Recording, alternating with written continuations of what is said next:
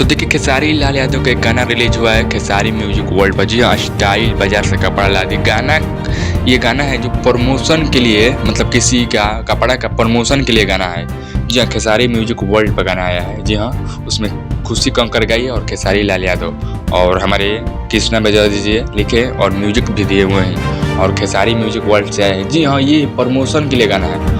और बात करें ट्रेंडिंग में चल रहा है, जी हम 20 पर ट्रेंडिंग में चल रहा है खेसारी लाल यादव का गाना। जानिए खेसारी लाल यादव का गाना ये प्रमोशन वाला गाना ट्रेंडिंग में चल रहा है। तो खेसारी लाल यादव गाना लाते हैं, जब फैशन के लिए गाना लाते हैं और नॉर्मली गाना लाते हैं तो वो तो ट्रेंडिंग में जाता ही।